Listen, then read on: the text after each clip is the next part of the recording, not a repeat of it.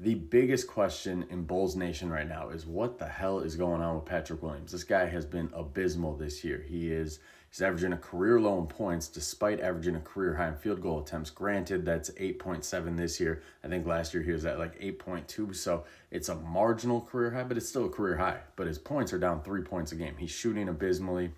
When he's out there, you're seeing the shot attempts he's taking. They're not good shot attempts. He loves the one dribble pull ups and the fadeaways, and they're not good shot attempts.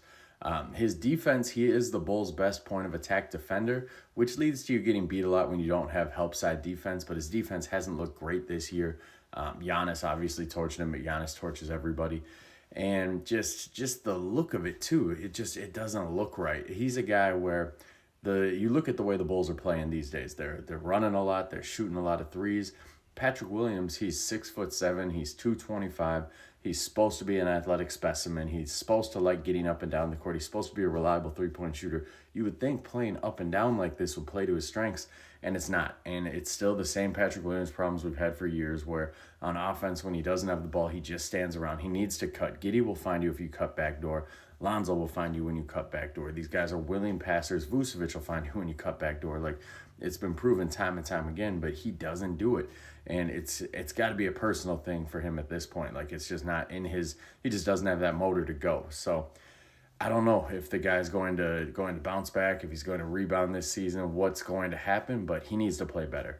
We signed him to that massive contract. That contract is already getting buzzed as one of the worst contracts in the NBA. And I was totally against it from the start. I didn't understand why we did it. It was such weird timing because he's a restricted free agent, so the Bulls had his free agent rights. They could have let it play out over the summer. Look what the Cavs did with Isaac Okoro. They had his rights. They let it play out over the summer. They got a deal done, I believe, late August, and it's a bargain contract. It's like half of what Patrick's getting paid. Instead, the Bulls signed him before free agency even started. They didn't even let him go out and get offers from other teams. There was some buzz that the Thunder were interested. I don't think they were really ever interested. If they would have signed Patrick Williams outright, it would have taken away their space to sign Hartenstein, who was much more of a need for them than Patrick Williams. There was some Detroit Pistons buzz.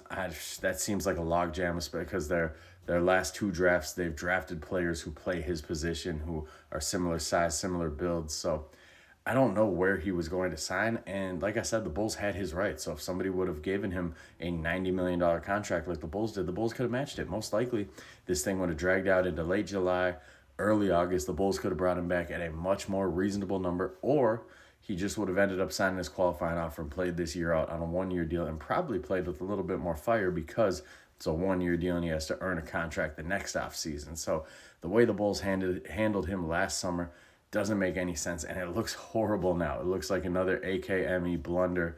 And Patrick Williams, man, he's got to show something, man. He's got to do something, because right now he has no trade value. Nobody's trading for that contract when he's playing the way he is.